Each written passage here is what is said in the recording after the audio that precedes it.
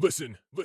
I've been hearing a lot lately about men don't talk, but in my experience, men do talk, just people aren't listening. So it's going to be me and a group of blokes discussing our struggles and victories through life. Warning, there may be some bad language, so apologies to all the moms, especially my own. Let's get going. Listen. I've been here. This is the Black Country Blokes chewing the fat about everything that is mental health, disability, and today, boxing, especially amateur boxing. With me, Kev Dillon, and my partner in crime, Lee Cadman, and we're joined by my dad, Bob Dillon, ex-GB coach, and who's been in the game for well over 50 odd years. So, Dad, thank you for coming on. Great to be asked to come on, lads, to be honest. So if you haven't seen Dad's other episodes, go back to our catalogue and you can see his life, how he started in boxing, how he started Lions, how he got onto GB, having a disabled son, aka me, losing my vision, and quite a story he's had. But he's come back on today to talk about boxing, some of the silly rules that's going on with boxing, amateur, professional, elite, and club level. And can he come back after a loss? And I personally think yes. But before we get started, we're going to start with our gratitude list. Gratitude. I've got some great coaches up here. I mean, Dad's come back to the club helping out. We've got some great coaches. I had one of my little lads, Jack Jones, who boxed over in Birmingham. And it's great having the coaches there to take him, and we got the win. I was awful grateful of technology. My lad, my superstar, Osman Mohammed, went over to Germany. And boxing is great. He sent me the link so all of us back home could watch it, and it's phenomenal. He boxed and won for senior bout. So just getting ready now for his championships in March. So grateful for my team and grateful for technology. What are you grateful for? So we booked a break to Centre Parks in June, and I'm looking forward to it. But I'm grateful we're able to do that, and it's the direct weekend again. So we go and get to see other families in the same situation. So yeah, I'm looking forward to that, and I'm grateful that we're able to do it and afford it in these times. You were telling me you were in their book, wasn't you? Yeah, that was a bit of a shock. They brought out a new book on Valentine's Day, because Valentine is the patron saint of epilepsy. So they brought out a new guide, really, and information about Dravet syndrome and what goes on, seizure types and all that. But yeah, I've flicked to the second page, and there's a picture of me, Nicky, and Calla on it. No. So it's a bit of a shock. We'll have to get the guys on either before or after definitely. And get them back on and have a chat about everything that's happening. Definitely. Yeah. And what are you grateful for, Dad? I'm grateful for everybody that in my life, all my friends and my family. I'm just grateful for having a good. I'm grateful for being alive in this time in the world. Do you know what I mean? I know like it's a bit going on with recession, but I'm just so grateful to have my lifestyle, have my family and friends around me. I just seem to be a multi-millionaire with having so many good people that surround me. Back with the show, with boxing, it's a massive thing. We were in, go from GB to being back at club level. We've done the championships. That was a good laugh the other day. We didn't get the nod with William, because in the week before he beat Dan Kerrigan, and not only did he beat him, he beat him, didn't he? Yeah. And when I spoke to the three judges, they came over and they said, I just don't know how. I don't want to mention names, but they come over and they went, like, brilliant display. I can't see how the others got what they got, but like you say, what you see is what you do. Yeah, it was good. And then we went over there and he didn't quite perform like he can. And he didn't get the decision, so that was it. But the only thing that done me when he won and when he lost was this attitude of people. Like, I went over to the one guy I've known and took him away. I took him away to one of the old eastern countries, Lithuania. And I went over to the guy and I said, I'm going out, Tom, great win, Carrigan.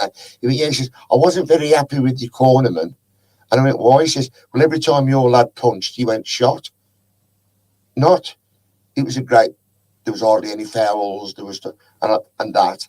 And then when we went over this time and we lost, because our official had disqualified one of their lads, their officials was trying so hard to get a draw. So when we got there, they was trying to, and that's the only thing wrong with clubland boxing is the pettiness that goes on, and the blatant making it hard when there's no need to make it hard.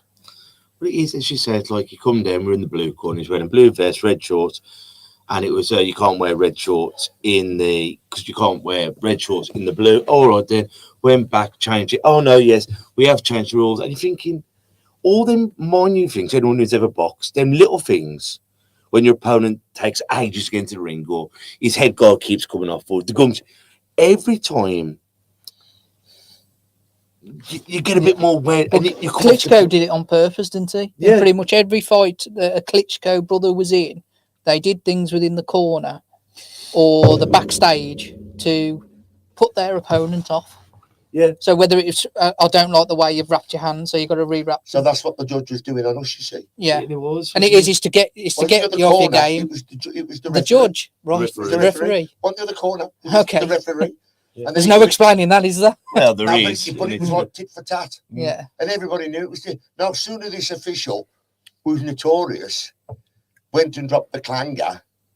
20 seconds to go. 20 seconds to go, disqualified somebody because he said to the lad, stop holding. And the lad said, I ain't holding, or I ain't effing holding. And he went, you're disqualified. And the lad was winning and winning comfortably, and blah, blah. So it all went. And then you see the officials. So rather than the official in charge going around and saying to the official that did it, you're out of order there, you know, or overruling him. No, let it go, we'll have a word. Or something like that, which we meant the right lad would have gone through, and all the other officials all went like, game on. And people that I've known in the game for quite a long while, I'm just stood there watching, thinking, this ain't good. And then they all went, oh, that's it, tit for tat. And this was officials talking. Oh, that's it, tit for tat. No, that ain't good, is it? No. The sad thing is, I thought you meant the other corner, to be quite honest. It was playing up to do that. And it kind of makes sense. Yeah, the other corner had done that. I'd have gone like, that's what you need to do to beat my lad. Yeah. That shows how good we are. Yeah. The sad thing is that when it happens in a championships, in a World Series, in a whatever, it only happens once a year. And then on a club show, it breaks your heart. You're thinking, oh well. But when it's a championships and you're thinking, we've sent through the wrong person. That the rightful winner could go and win everything. But sometimes they have a vendetta or a grudge, and you're thinking, it's not all judges, because without judges, without officials, there would be no boxing. And most people in the game are bloody good people. Aren't they just? We need more people like Malcolm Clemson. Yeah, and his son, Matt. And Matt, again, I'll come to Matt about what's wrong with the game. But Malcolm Clemson came in, started his own, took over from Graisley and blah, blah, blah, and done his level 2 coaching and he's always approachable, whether you want a row or not. If you want a row, I'll have a row with you. And if you want to come over and talk, I'll have a talk with you. And we've never had a heated discussion. We've had like, well, I don't know what you're saying. And well, sorry, Bob, but that's what I saw. And then we've rang each other in the week, and he's explained, and I've come away, and I've become a better coach for that. Because then I've seen what he's scoring. What I don't like that happens, he's lost because I said he's lost. Excuse me, how have you got that there? There are lads like 3 judges up and whatever. I don't need to explain nothing to you. I'm the official. To me, that's now all the international. I've done everything. That sounds arrogant. I've done everything, right the way through, from cadets up to the seniors in Olympics and whatever. And you can go to the top officials and say, can I have a minute? Yeah, come and have a drink. You buy them a pint, you'll have your coffee or your sparkling water, and he'll say, I don't get it. I mean, I've got my lads over here. Well, what we're looking for, and they sit and they'll explain what we're looking for. All right. Me, again, my sole partner is a guy called Paul Bennett, who just great. And he came in and he came under my wing. But he's helped me more than I've helped him because he would pull me back down to earth. So we go off to a tournament and we go there and we come home, we go and be in studio and we come back and we'd look at this and look at the other on the video analysis and go, oh, well, it was closer than what we thought. But it's when we got talking to the officials, like I've always done with Malcolm Clemson. Wherever I go, when I was running the PP at GB, at coach, I used to always tell people, I've got this idea from my mate, Malcolm Clemson from the Midlands, that he would, you'd ring him up, you'd ever talk on the phone about it. He wasn't defending himself or the judges. He would tell you why they'd scored it. Because, so... Well, if they tell you... So do I have to... Sorry, Kevin. Do I have to say, well, I'm not changing my principles, or do I go, right, if that's what you're scoring, I've got to coach my philosophy your way to win a bet, because what's nicer than winning? It's also as well, if people are that defensive and just going, oh, well, that's just what it is, you know, it's not even I think it was on the judge and that's what it is. If that defense is, if there's something to hide, but if someone actually stops you and goes, this is how I scored it and this is why I scored it this way, well, they've got nothing to hide. And that's not to say that he scored it right or wrong. That is just his way of doing it. And ultimately, a judge, an official, only gets the same amount of time as us to watch it. Yeah. He's not watched it back on replay at that point. No. And everyone, like you've said, you've gone back and looked at a screen after and gone, actually. And froze it. No, yeah. Froze it. But because there's passion you see in the corner. Yeah, I mean, we've all done corner here. There's passion in the corner. And yeah, it can be blinded by it, can't you? Well, you are. You are definitely blinded by it. When you look back, you think, blimey. But we need a conversation between coaches to the boxer, what I've learned through talking to that official. I remember, like in Russia, and it was so hard, but we got him through to the final, and we got screwed. But up until the final, I would go to George Bognoli, who's one of my favourite friends and one of the best officials we've ever produced from this country, that knows how to get on with AIBA. He's a clever man. He's a top man, a very intelligent man, and an ex-boxer. But I remember saying to him, well, did we lose that one then? And he'd go, yeah. Up until the final, the quarters and the semis. Now, Bob, because we've been together a long while. We've been together like 30 years off and on, me and George. If it's tight, they're going to screw you because I want you out of the way. And he go, and then come the final, I looked at him every time and he just shook his head, much to say, you've been screwed. So that's why I'm like adamant. We shouldn't be looking for machines to stop us from cheating. We should do what the Olympic movement did. Go in, vet people, because the last Olympics was so straight, it was unreal. But that's how it should be at any level. Yeah, so straight, it was unreal. If it's round the back of Morrison's, it's going to be dodgy. When it's a proper sport, you should have good officials. It's not like you're even in the boxing gym and you got mums and dads going, well, how did you... At any level, you should be held to some standard, and higher up the ladder you get, you know what I mean? If it's in the ABAs, they should be level 5. If they're in the Olympics, they should be level. If it's for a world title for £50 million, it should be at the highest level. Well, there's another guy who I really, really like, Mal from Windmill, the official Mal. Yeah. Love him. Great referee, by the way, for kids as well. Open mind. You can go and speak to him and say, he came to our last show at the Conservative Club and was talking. Lovely man. And he said, you really thought you'd won that belt, Bob? And I went, are you saying you didn't? And he went, yeah, I thought it the other way. I went, how? He said, well, every time the other lad hit your lad, it was a cleaner and harder shot. I said, well, my lad had put 10 shots on him. Literally, but that's his name. And he went like, oh, well, but it wasn't his wrong, I'm right. He told me what he saw, and I told him what I saw and what I knew. And then you can see him thinking, I'm thinking, and you're thinking, well, I took away, well, maybe we put a bit more meat on the bone then with Z. But and I'm hoping that he goes away and thinks, It gives you something to work at then, doesn't it? As you say, well, Kev, we don't like the jab. We like big overhand. And you go, all right, least I know. Now, at least if I see you by ringside, I know we've got to go and get bed. But that's education, isn't it? Yeah. But on behalf of all the officials, it's wrong what happens with them. Because we're all moaning about bad decisions, and a lot of the times they're not bad decisions.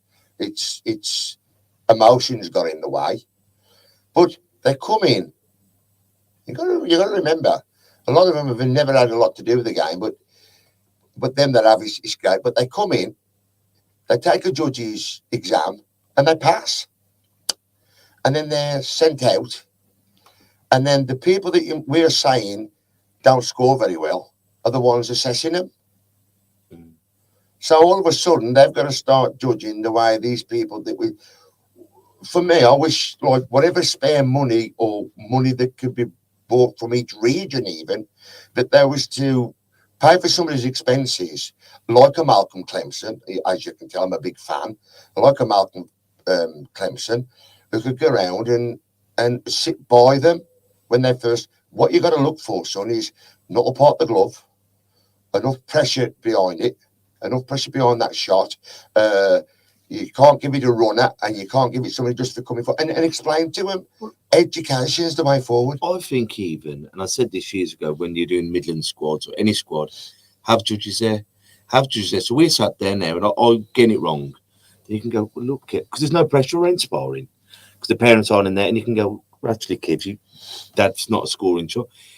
On every squad, be it an England squad, a Midland squad, or even if judges want to come and be a part of boxing clubs, Yeah, I agree. Get the kids and blokes and whoever getting used to judges being there. Yeah. We do it sometimes when we spar. We have people go, look, we're all lions here. Yeah. So now, how have you scored that, and get them used to being scored, and then have the official that go, well, you've done great, you've thrown a lot of shots, Lee, but they're all coming on to get... It's educating the boxers, the coaches, and everyone. Well, two or three things. You're 110% right there. But what goes wrong is we're not having a Midland squads. No. We don't have them because It's a bloody shame. They used they've to. got a level 2 coaching to run it, and he took the job on, but nothing was ever done, right? So just having officials to go to there, it ends up, it's still a you and us, because they go over there thinking they're going to talk about the rules. Oh, well, rule is this: when you do that, you got to put your hands up, and you can't have a blue, and you should have a red, and stuff like that. Because we don't work together enough. We should have lots of little regional squads going on, and the officials should go to them in the civics. And it takes away the bias as well. Because if a judge kept coming to this club to do what you're saying, the chances are he's going to get attached to that club. Because they're great places to be, aren't they? And that's any club. So if you had it regional, okay, and you get reverse cheating with it as well. Yeah, what they call reverse cheating. Cheating, yeah. I've got to score the other way because I've got to go the other way, and then you go mad. We've had that quite a bit, haven't we? Where we go absolutely mad. But if we've done it right, and I'll tell you where the idea comes from. When you go down London, or you go up the northeast, or you get to Liverpool, their region, Liverpool, Manchester, that happens a lot. All the and that's why they're the top clubs around, isn't it? But the talent from here is frightening. And also you'll have their like regional secretaries. They're there to fight the coaches corner right the way through. I've never known that in the Midlands. Not even Peter Blinkenshop all them years ago when I was boxing. But I think rules get changed all the time. We said off camera about people on about the scorecards. I believe, like the vault, anyone from amateur boxing will know the vault. Back in the day, we used to have a coaching book, and all boxers still have a boxing book. Kevin Dillon had 10, 1, 2. Great. And then you go somewhere else, and it's Kevin Morris has had 2, 1, 1. Then it's Dylan Morris had 10, 1, 9. And what they should do, Kev versus Bob. Kev lost, Bob won. They should talk straight into the iPad, so they can't be changing with your photo, with whatever proof they've got, and they're going, I don't care what you call him, and I don't care what club he has and hasn't boxed. That's Kev Dillon. He used to box for the Lion. He's had 50 bouts, 140. He ain't a bad kid. I don't care who he's boxing for now. That's his record. And if places have found out they are cheating, the club should pay for it as well. Yeah, I agree. But the reason it's not is because non-boxing people come in at an high level from another sport. Not even competitors. They're coming from other sport as a coach educator or as video analysis or anything like that, right? Come in and they go and get on a committee and then they decide how to make the sport better. And they haven't been in it 2 minutes. You've got to question it. I understand if that was to happen in a championship. I know it's less likely, but at a club level, if I'd had 40 bouts and Kev had not had a bout, what would be the benefit for me to fight him?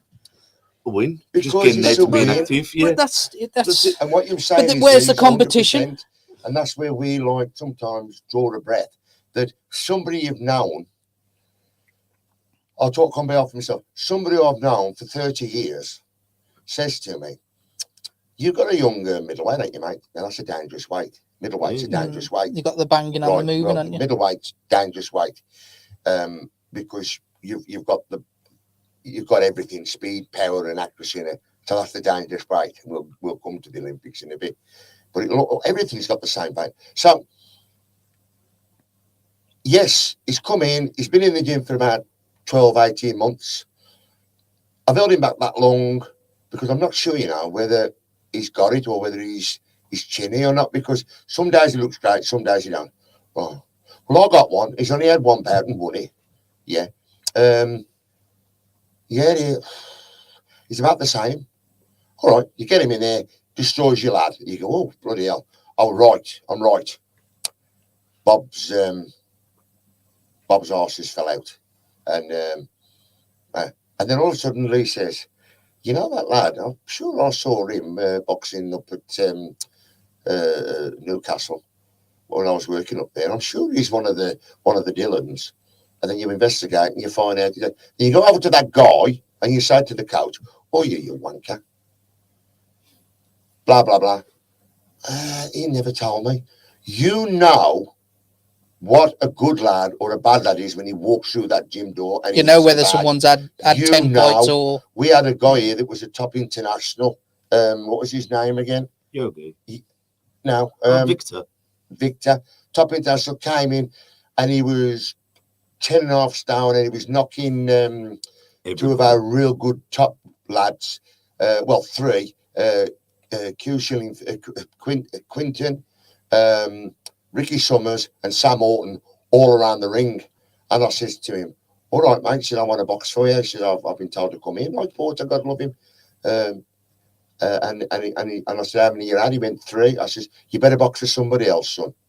You ain't taking me to jail. And he went, well, I've had like 20 odd there and I've had 20 odd there. And he was out in class, he was international. Mm-hmm. But I know international coaches. And I'd like to say, but I can't because I'll get, even though I'm not working anymore for them, they've turned around and they've said, oh, this lad's only had one bout or no bouts. And then you find out them from France and they've had about 20 odd bouts. So, no morals. Mm.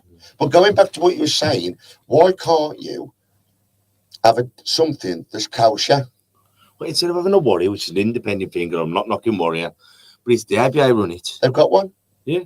But nobody utilised right. Yeah. Nobody runs it properly. Because let's face it, it's easy to track a person. So this is going back to what I was saying, like the people that have come in to England and changed things. Before you become an England coach, you had to be a level 4. You had to go down and do your level 1, your level 2. Oh, he looks half decent. Like he's been asked more than a dozen times. I've never put him forward for nothing, Kevin. But a dozen times people have gone, well, go and do your level 3 and become an England coach. And he's going, I don't want to. I want to stop here. I'm not saying it because he's my son, because I've wanted him to do it. But he said, no, I'm happy here. I don't want to get involved in it. I've seen the politics Dad's got involved in. Right. So level 3, and then they do your level 3, and they go, yeah, he's what we thought he is. We'll put him on for the level 4. Or they go, nah, he ain't going to make an international. Right. So England then, there's a big reshuffle of the board and certain people that are really knowledgeable, Paul King, really knowledgeable of the ABA rules and everything, move out the job, and they bring another guy in called Bobby Gibson, who was from rowing, Lovely bloke, a real personal friend. So if you're listening to this, Bobby, still like you, but what you did was wrong. He comes in and he went, well, I reckon level 1s and level 2s should be allowed to be England coaches, and they should be able to run coach education. And if a boxer wants to go into the championship, he shouldn't go through his own coach. He should be able to apply himself. And if he wants to go and fight anybody, he shouldn't have to.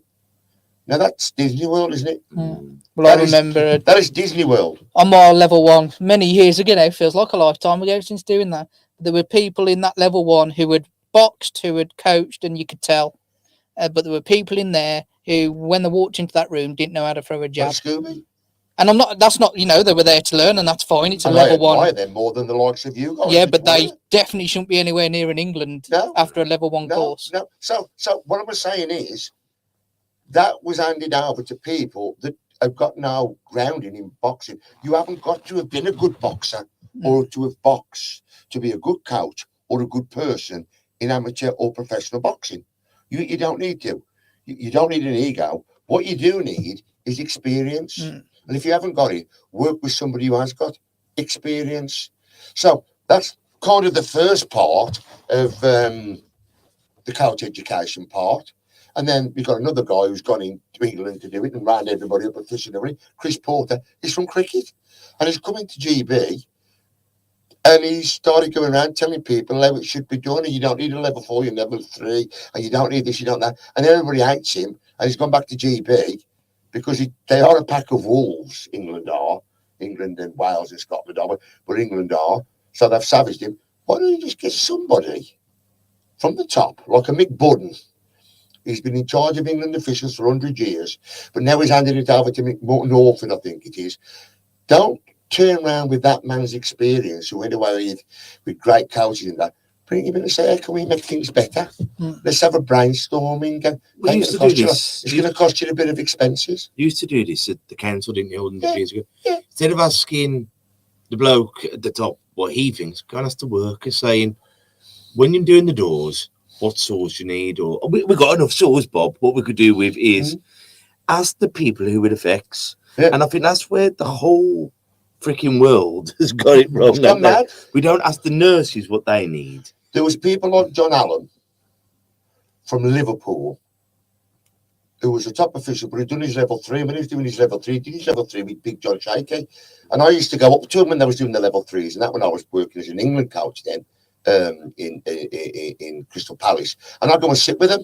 How you doing, lads? They go, we're shitting ourselves. But no. That's how we got me. What you need to do this week is take it all in.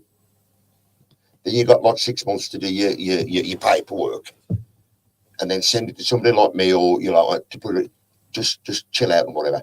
He was great as a top official. He was the best. Him and George Bognoli. They was brilliant. They've been in the game, and they knew what needed changing and what didn't need changing. And when these people that do it, look at what you've got now with technology. You turn up at a show.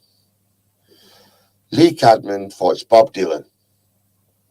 Lee Cadman beats Bob Dillon. Press a button. Goes straight through to the ABA. Right. The idea of having your lanyards, the idea was to have this vault. Yeah. So as you got there and you'd say, I've lost my card. I've lost me. Because when you go internationally, you have one made. Every time you go internationally, whether it's a Mickey Mouse event or whether it's the Olympics, you have a mate there. I've lost it. Okay, we used the vault. Well, the vault was all set up. And then people was going out without the card knowing that was all that. They got the vault and all they had to do was give them a password and whatever. No, it all fell apart.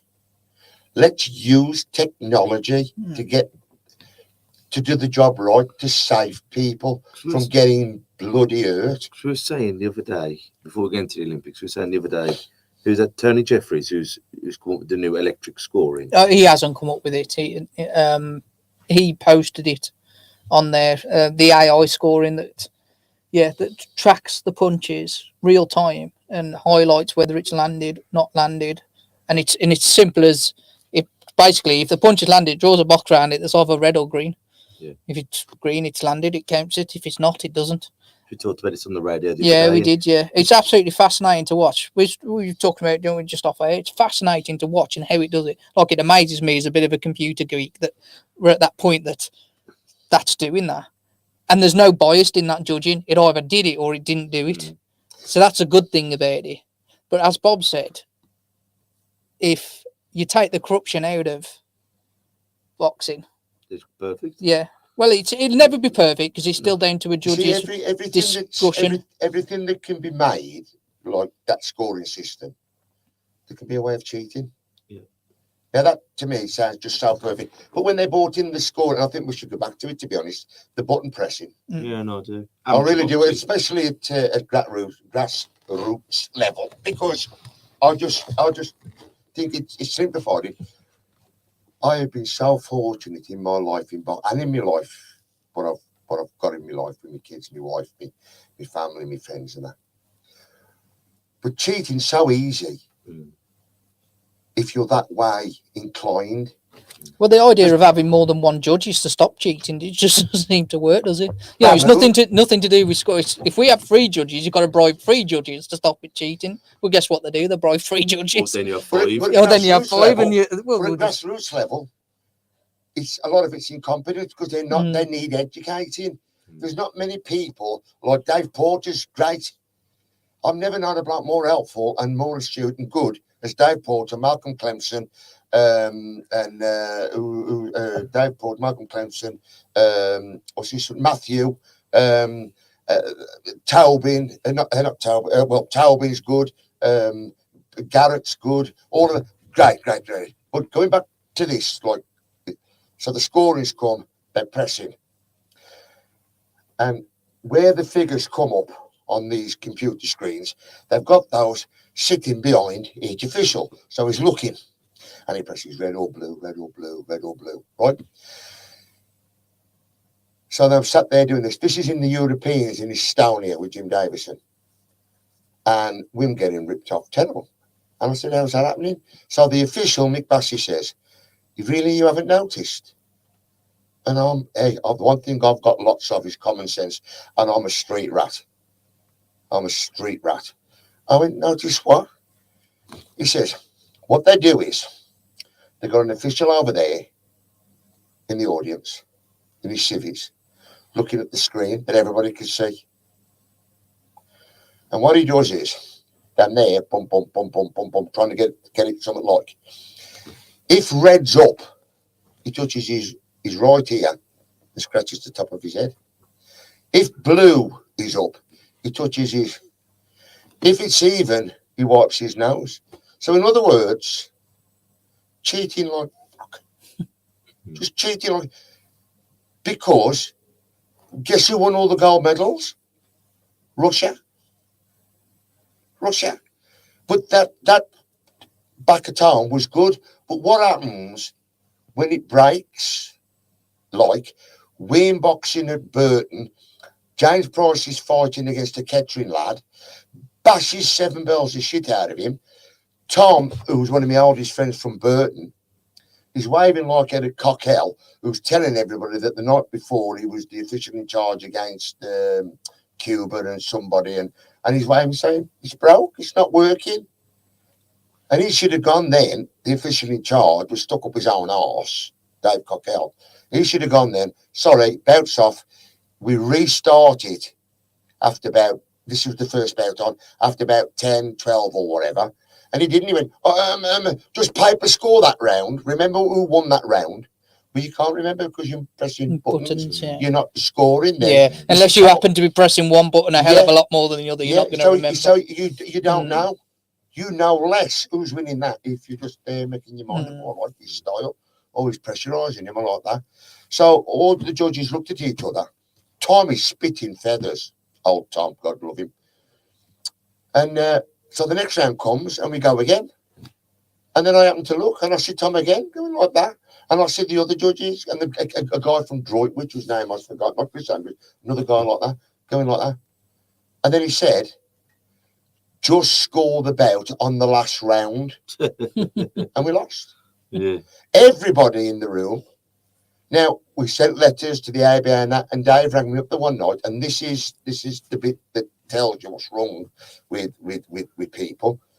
And I got to court with this, and he rang me up the one night and whimpering down the phone, please, can you ask that lad to retract everything, and I'll send him a personal letter of apology. The shame's killing me. Well, what I should have done was, look, can you get a meeting or something with that? And I'll apologise because I was totally out of it. Right. He was just conceited. That's what's wrong with it. And all the officials was going like, so all I'm saying is we've got a great game.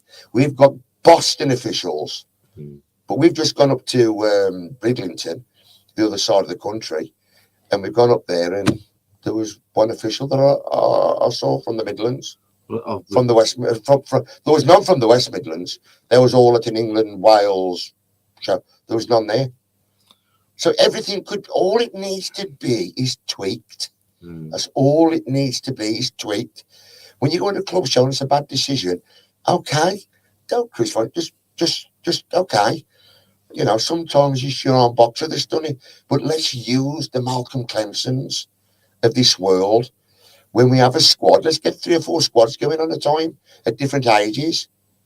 And let's get people there talking and having the crack. And when they first come in, officials say, right, I'm going to give you a talk on the rules. And we don't want you here for a talk on the rules. We want to talk here of what's scored and what doesn't. And by the time you get the third one, especially with people like Malcolm, who's a level 2 coach as well, and his son was a good boxer, and you start talking and you say, well, look, you're never going to win if you're doing that, because you're over the front foot and scoring, but you're not scoring because if you're fouling, you can't score. And judges don't look for that. That's how you're going to make the game better. And when somebody's caught cheating with a card, he's won kickboxing stuff for that, then you suspend them. It kind of reminds me, there's a lot of a bit of a movement going on at the moment within regards to Sen and children and the provision that are getting. And there's a big issue that the government in power, I can't remember her name at the moment, but she's having this big review done and writing this paper about how to change it to make it for the better. And the one thing she's not doing is listening to the parent. And every parent is saying, actually, what you got there is great. There's 2 things you're missing: accountability and money to be able to enact it. So actually, your rules, bang on, perfect. But you're not.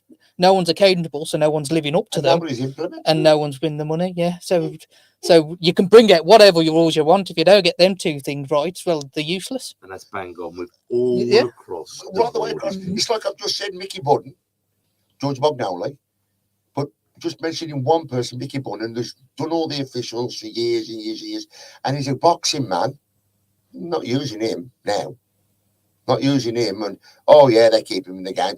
Me, I've done everything. I'm 66 this April, and I've done everything. And that sounds conceited. Took ABA champions in, took Olympic champions in, gone to Olympic games. I just can't emphasise enough what I've done, but that's not to brag. I'm not being used now. Mick Maguire has said to me, oh, I want to use you to run squads. Oh, right, lovely, thanks, mate. And Alan Casey said, oh, I'd like to come over here, but that's great, mate. But the actual ABA of England haven't turned around to me. And I'm not bitter over that because I'm happy. I'm up here 3 times a week. I'm riddled with arthritis. I'm like the disabled Bobby. And I'm happy doing what I'm doing. But I remember coming through with Dave Putnell, with Lee Pullen and Dave Alloway and Paul Walmsley and all the greats. And there'd be the old Derek Groombridges, and there'd be the old coaches where they'd give you a tip and why ain't that going on? You get all these coaches now because they're having that many courses on the GB where they're having all these coaches go up, and who's telling these coaches how to coach? Simple thing like, okay, tomorrow, you 2 coaches, this weekend we're going to be working on foot defences and counters. I want you to write 3 themes out, and I want you to write 3 themes out. Okay? So that's 6 themes. Go together and sit down or on your own and write those themes out that you're going to write on the board. And you got another couple, like say you got another 3. So you go and you guys do the same. And they come and they write all the themes. That say hypothetically, they've got like 15, 16 themes on the board. And you go, right, that's great. I see that they are linked in, that we're using our feet to trigger, defend, and come back with it. Now, out of them 15 there, give me 6 to put on the wall that we're going to do. We're going to have 12 rounds, 2 rounds on each team. None of that's told now. It's like they get to a certain place and they say, go and write the theme down there. And they go, what do you mean, write the theme down? What's the theme? What's the theme for? Well, foot defences or trunk defences or counters or so. Oh, that's going to be lost. Oh, that's, I mean, where does that go? Where does that knowledge go? That, to me, is a bit like scary. And me, Dave Lee, and Gary Hale. God love Gary Hale. But what, I mean, with the themes and all this, with the boxing, but we were just changing the subject back to, like, the Olympics and everything. Saying, like Sarah Osman has just gone to the emerging talent of GB. He's a 63.5 boxer, but they've already taken out 54, Yeah. 60, Yeah. 67, Yeah. and 75. Yeah. But they haven't just taken it out, they've given it to the women. Mm. And everyone in here, we love women's boxing. We love women being in the boxing. But I think where it gets farcical is when you take it off the men to give to the women, or you take it off the women and give it to the men. It should be, as you said, there are 9 weights, off the top of my head, 9 weights for all. Because in judo, taekwondo, you don't go, oh, well, we're no longer having a middleweight judo for the men, it's for the women, because it's outrageous. And when they've taken away like 75k, in my opinion, the most exciting weight in amateur boxing, in any boxing. And what do you think of it? Because you said something off there earlier. I think it's as big a disgrace as when I was with my favourite female coach, Amanda Grog. I was in Poland, and it was the Europeans, I think it was. I was with Nigel Davis, was working with it. And they came to me and they said, don't you think the women should be wearing skirts? You know, the mini skirts and the tops, right, frilly tops and that. And I went, why? Bear with me, because it's going to come into what you've just said. What do you mean? Well, they're females. And I've gone, they should be made to wear the same as blokes. Other than the box, obviously, but their box should be above board. And he looked at me and he went, well, why? The Polish guy, you know, Polish TV. I said, look at karate, look at judo, look at taekwondo, look at, it's a martial art. That's sexist. Now, this is the same thing now with the weights. There's other ways. They're saying, because if they give the women the same weights as the men, there'll be too many participants there. We just cut down how many can come through from each area. How many can qualify? Sorry, Kevin. So you start off, I'd say, as you said, either the pre-quarters or the quarters. So the boxing, there's that many from, like, no disrespect to Africa and all these, you know, out there, but there's that many boxers that are only going to turn up the once. Half of them don't make the way in. Or they get knocked out the first round or whatever. But it's such an easy way of doing it. And nobody's always going to, but how can you turn around and decimate a sport? It's not the women's fault. No. But they're going to be catching the brunt of it. It's not their fault. What happens the if Adams, the Savannah Marshalls, the Chantel Camerons, the Lauren Prices, you know, Natasha Jonas, brilliant. Those girls that I mentioned were the ones that was fighting to have the same as the guys. With again and Amanda Coulson, who's now the top England coach. They've all fought. They don't want what's not theirs. They just want what's right. Yeah. And what happens if there's an absolute fantastic heavyweight female that comes up? Are they going to take the heavyweights off the male, and then the males are going to have less weight? You know what I mean? Because this is what is going to happen, isn't it? Hopefully, the women, there's going to be more women in the sport because they're inspired by Natasha Jonas winning the title and doing that, and Savannah Marshall. They're inspired by them, so we get more women in the sport. but then you're going to take more weights off the men to pull it over to there. So then there's going to be less They blokes don't in the actually sport, give- more they're not women giving in the that sport. weight, that middle weight to the women. They're making it 6 weights each. Yeah, but ultimately, at some point, Yeah, that's yeah. not going to balance. Ba-boom, ba-boom. So you're 100% right. Why? When there's no need? Mm. Because you go on a level 1 coaching course, you go on a level 2 coaching course, 3 and 4.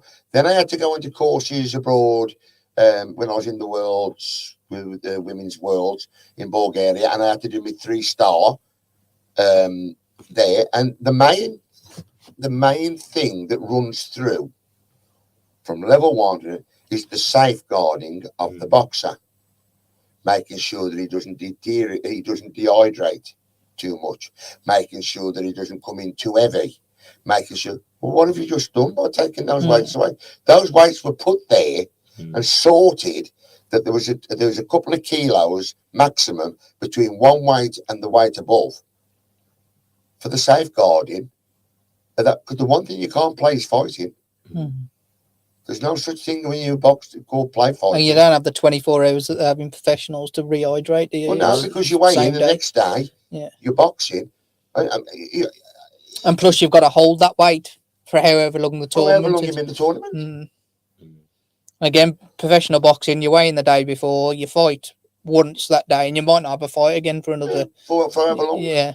You're not fighting in 2 days' time. My expertise is within the hour, and I just don't get it.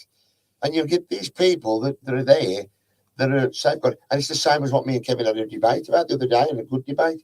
And I says, the women ain't going to the Worlds because of the Russians. And Kev says, well, I think he's right. And I says, well, I think he's wrong, because Russia was kicked out of the last Olympics because of the drugs, and they've been proven time and time again. But they didn't actually, because they still came into the Olympics, but they performed under the Olympic flag. So when you see the medal toll, and you see America and GB and blah blah blah, and Russia, that was kicked out anyway. But you see an Olympic flag, and all the countries that have been banned that come under the Olympic, it goes into that too. But everybody in Russia who knows when a Russian won, no matter what flag, So Russia have been kicked out for drug abuse, cheating, and I'm still allowed back in. Why? Because IEBA are run by who? Russian money. Well, so for me, sorry, Kev, but for me, no. If you're going to allow them in and under their own flag, when they've gone and attacked a country, and they won't listen at what the Olympic movement have said they've got to do to be allowed to maintain in there. Because what they're doing now is, I'm rambling I know, what they're doing now is Russia and IEBA, they're setting up a pro tour. So you box 5 or 6 rounds like WSB, and each boxer gets £30,000 for winning. Screw the Olympics. That's what they're setting up now, IEBA. Well, hopefully someone comes and takes the Olympics in and does it properly. Precisely. Hopefully let them crack on doing that. Organisation in, run by America or some other great force, and says, IEBA have gone and we do this, and it'll be a lot. Because you can't keep it. But hopefully then somebody in the Olympic movement turns around and says, well, you know what I'm doing? Well, that's that. We can't. They can go and box in the Worlds at middleweight and light middleweight, blah blah. But in the Olympics, that's not right. It's the wrong people always suffer, isn't it? Yeah. We'll take it out on the athletes and the coaches, people who've dedicated their life to being straight, being training, and we'll kick the Olympics out because of dodgy officials instead of getting rid of the dodgy officials. Great Britain and other countries won't go to these tournaments because the cheats are still allowed. So what happens is you'll have athletes like our Osama, like Kelsey from the Priory, their girl who's also GB, fantastic. 2 boxers from Dudley just off the top of my head of GB. But we won't take them to tournaments because we don't agree with it. So eventually what they do is, sod it. I'll either pack in the game that I've loved or I'll go pro too early and they'll fight at Bromley Hill Civic. Yeah. Whereas if they go to the Worlds and they progress to the Olympics and then Eddie Earns, but they're not going to win nothing at the Worlds anyway, are they? But at least they've been, at least they're an Olympian. But I hear what you're saying, and again, you brilliant.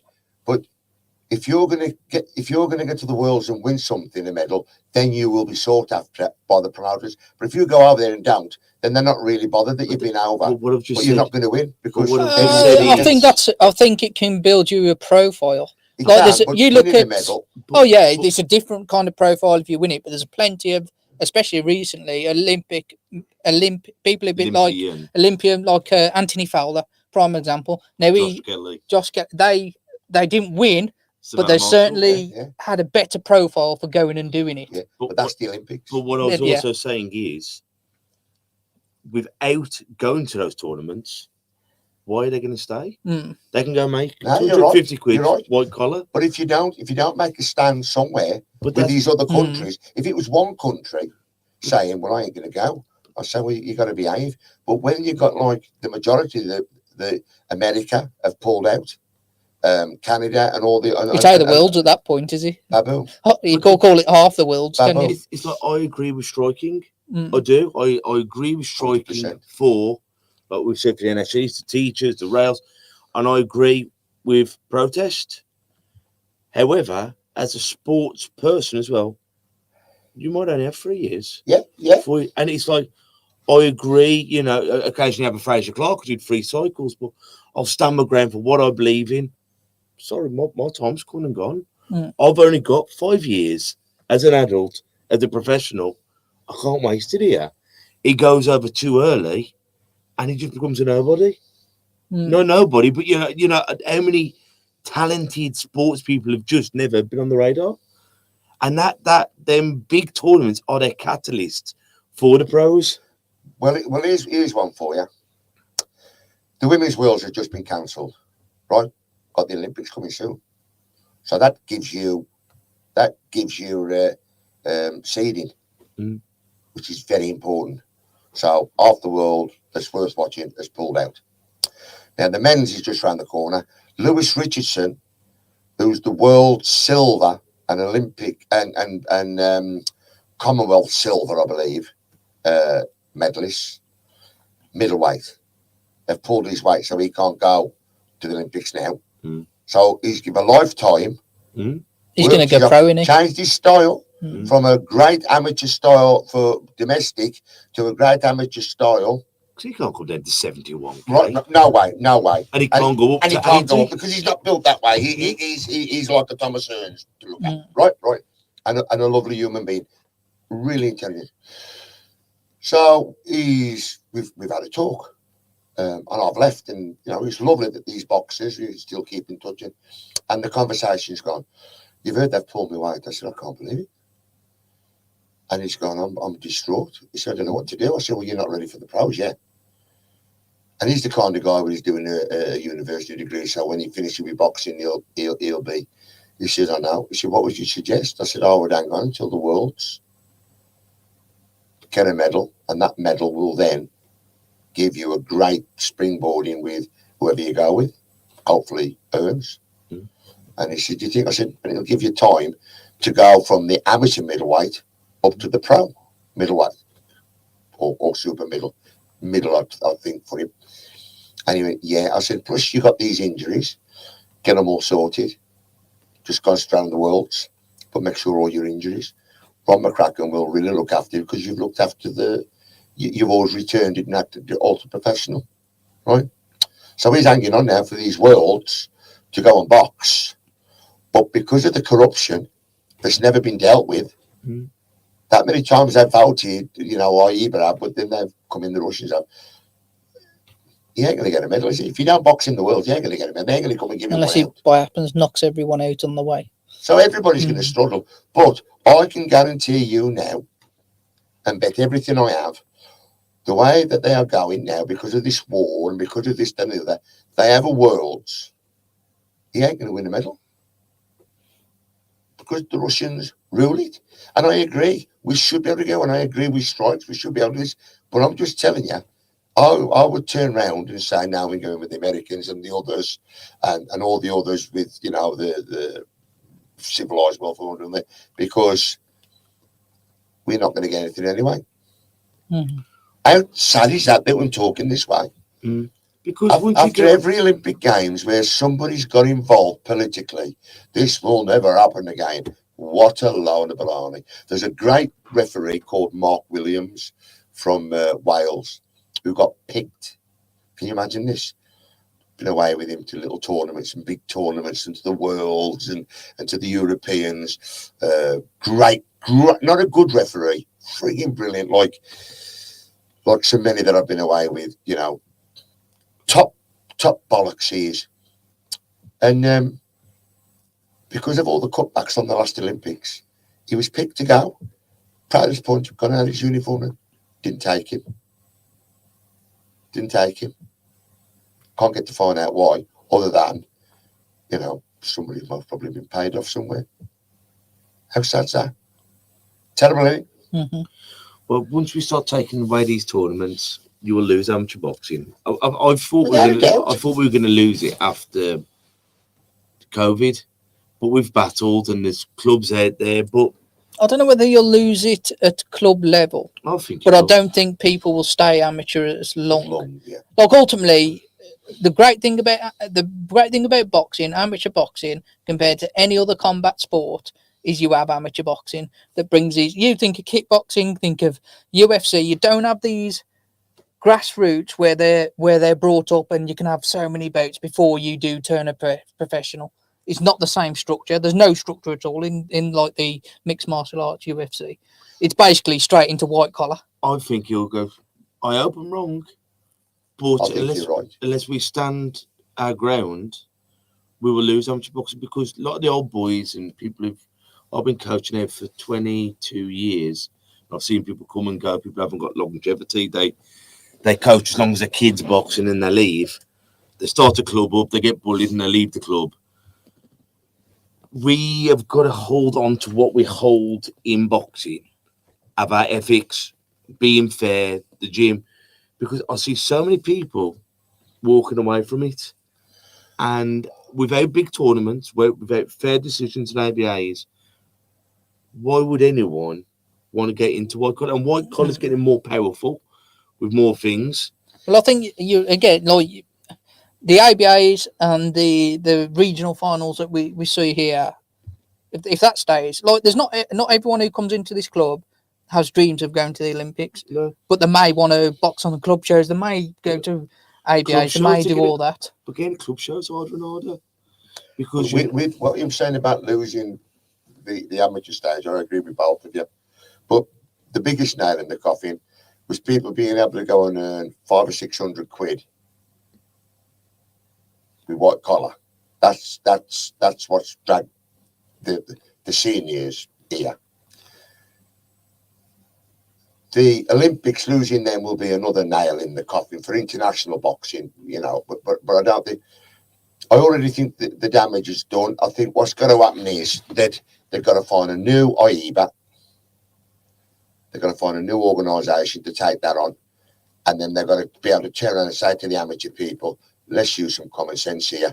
Let's have an 8 and an 8. You can get away with that, an 8 and an 8, but you can't get away with what they're doing." Because what's happening there, you get somebody, they have 3 or 4 bouts for you.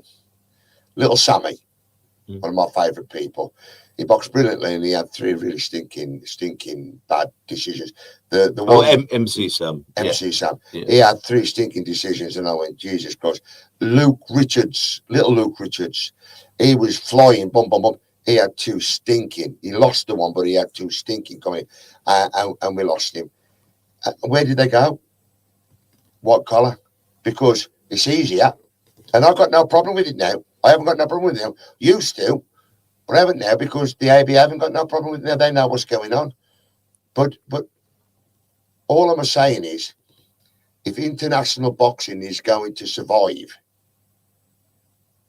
then we've got to get rid of AIBA. That's got to go. And I could never understand Western Europe. They've always been treated really shitty by Eastern Europe, Russia, Turkey, all of them, Ukraine, all of them. You see our officials used to blow me away, like begging at the bowl to go and sit with them.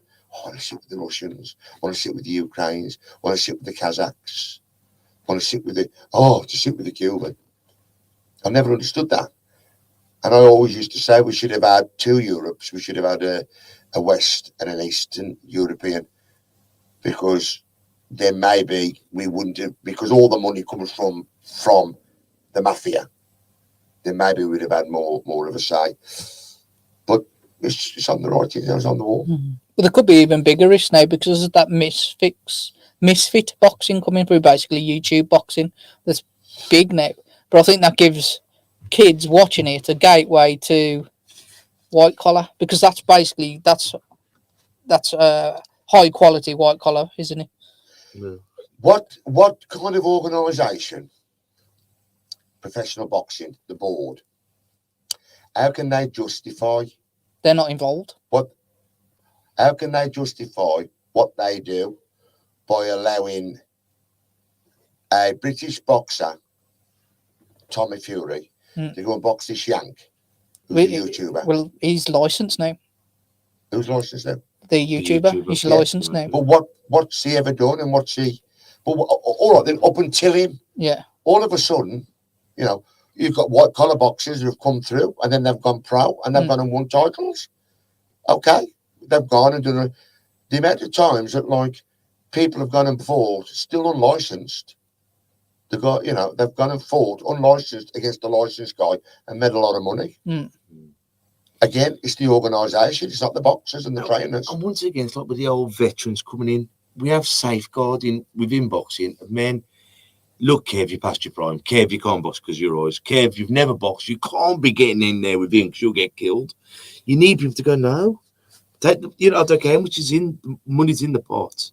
This ain't a safe fight. But who stops that, Kev? Because your governing body. Yeah, but I'll stop you there, though. Ricky Hatton just fought against Pereira. Who's allowed that? No one. That's the whole point. It's basically white collar. Yeah, but whose show was that on? They did it themselves, didn't they? No, it was on the show, wasn't it? Yeah, they made the show, though. So it's like the Misfits boxing. Basically, the border control has nothing to do with that, but it's on TV. But when someone does get killed, that's where they've lost the plot then. Because how can the board turn around and justify themselves when they've let the world board have turned around and let an Ali box along? The problem is unlicensed doesn't mean illegal. Yeah, and that's exactly. So basically, we could set up a show, me and Kev, not get any license. We could be on TV, never had a fight before in our lives, and box. But when the boxing board allows people to box where they already know that he's past his sell-by date, and he's going in with he's going in with Larry Holmes against Mike Tyson. Why was that sanctioned? He'd gone past it. Ali, his last 5 bouts. Sugar Ray Leonard, his last 5 bouts. We just sort of getting knocked out though. But again, it wasn't. But it should. There was no. If they're not applying for a license, then you can't. Then you're right on Ali and you're right on Holmes, and there's another 100 you could probably name if we sat here long enough. They were licensed by. But then they aren't licensed. It's illegal. No, it's not illegal. You can do what you want. But we was always led to believe it was. Until just recently, when people have gone to court and they've gone, well, it's illegal. Yeah. It's unlicensed, and that's the difference. Dudley Council makes me laugh. Dudley Council, they've even given grant money to people that are unlicensed. They're not even white collar. They're saying we're registered, and they've not even looked that up to see who they are. But this should be when something does happen, and it will. They should be held, and it should be whatever you want to call it, white collar, mixed, whatever the bollocks is. This is an amateur boxing. This isn't professional. And because what happens is when there is an injury and a fatality, boxing. Yeah, well, that's the big issue. I read it actually. I think it was last year in the paper that a white collar lad had got killed in the ring. I don't know the circumstances. Why? Mightn't have had anything to do with the fight, but he died in the ring at the time. The headline in the paper is boxing. Yeah. Not unlicensed boxing. I've now registered boxers that have died. Yeah. I don't know them, but I've heard like, so and so. And you find out that the coach, the registered boxing coach, the kids had concussion. We found a kid that had concussion playing rugby the day. Kev said, right, you got 28 days. Nick Blackwell did that. He sparred George Groves and got put down heavy before the Eubank fight. And it's and what did the board do about it? Well, then he obviously recovered from Chris Eubank relatively unscathed, but then he went sparring at a club. They let him spar not long after, and now he's he's brain damaged. Well, he can't do what he used to do. Yeah. He's doing well, but he can't do what he used to do. But what's the point in having all these safeguarding courses in there unless we're going to follow them? Accidents will happen because it's a mixed. It's a dangerous old game. Boxing is amateur, white collar, professional, whatever. Actually, but unless we're doing our best and we know something. Well, I mean, like if look, there's nothing you can do about people who want to box unlicensed. There's absolutely nothing unless you make Put it on telly. Yeah, but in terms of us personally and people within professional boxing, there's nothing you can do. You cannot stop that from happening unless the law changes to make it illegal. But what you can do is make sure that if you are in an amateur boxer, you're associated, or you are a professional club, and you are part of British Boxing Board of Control, that the rules are followed. Like the incident with Conor Benn and Chris Eubank. Why did that get that far along? Look, forget whether he's guilty or not guilty, because ultimately ultimately he failed at that point 2 tests. So there shouldn't be an argument of should he fight for it? At that point it should be it's cancelled until we've done this. It's cancelled. So that they make it really hard for themselves to do it. What you've just said about with the amateurs. We put a show on. We've got to jump through more circles. We've got to pay every official £50 and blah, blah, blah. Yeah, right. I'm not got a problem with that. The white collar don't have to do all that. Why can't we just come together and strip it down to where it's safe? To where it's safe, enjoyable for the people watching. White collar, where they've got the gloves or the bandages or I've changed my mind totally.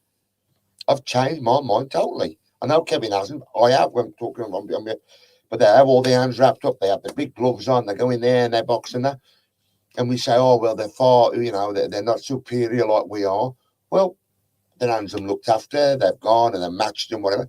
We put a show on. Somebody gets in the ring and he's got a wrong bandage on. He's got like an Adidas and a Fukong one. Oh, get him out. You're disqualified. I just think they've got to get boxing people, sit around a table and say, let's get people with a bit of common sense here running these shows. If all of a sudden you're going to pay £50 an official, then you've got to pay all this and you've got to pay all that. You've got to make $2,000 before you can. Now, white collar, Nigel Porter was by probably the best there is in the game at it. $2,000 nothing the way he runs shows because he's not restricted by what he can do in the show, like have screens and have this and make it more raspberry-dazzle. I don't like white collar because you'd have a 12-year-old fighting a 16-year-old. Yeah, I agree. We haven't got to go down them lines, though, have we? No. We can keep our own rules like that. Yeah, they're two different games. Yeah, but we can tighten up on the real things, like we've said about matchmaking. And weights. You can make it safe, basically, but make it enjoyable and more there. But let's have a bit more razzmatazz. So it does. Every boxing show does feel like amateur boxing show. It's 1 in, 1 out. Like before that person's had time to put his arms up, the next boxer's walking round to get in. Yeah.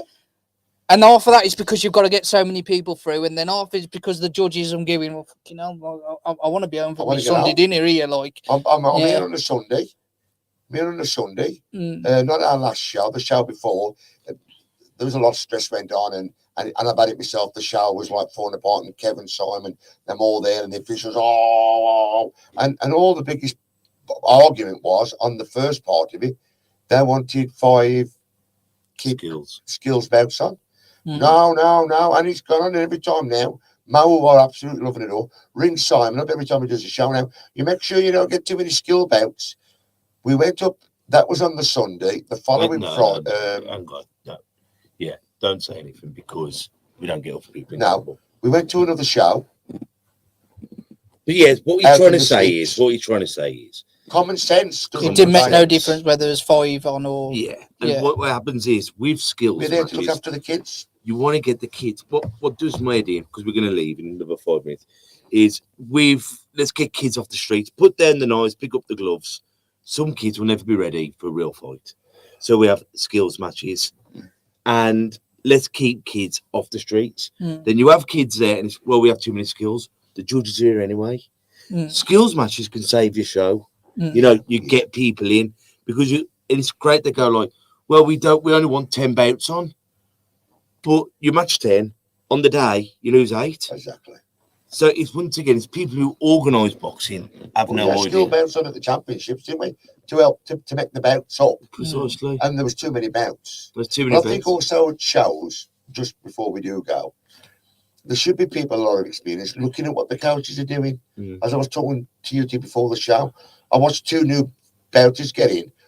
One was a kid whose coach was very well experienced, and the other one was with this young coach. And this big, tall lad was boxing this kid that basically come to his chest. And his coach was talking to his mates. He said, he'll do no good. He's a bottle job. He's in front of the kid. Now, if you're there in some capacity, like I say, just move the rules round. Take what's good from one sport and bring it in. And what's holding us back, move it. You should have like the regional coach, like when I was there under Brian Inkley. If I'd have done something like that, Brian would have gone, yeah. And he'd have had me in front of Peter Blinkinsop or Sandy Matheson, and he'd have gone, his behaviour's terrible, he's just done there. All that's gone.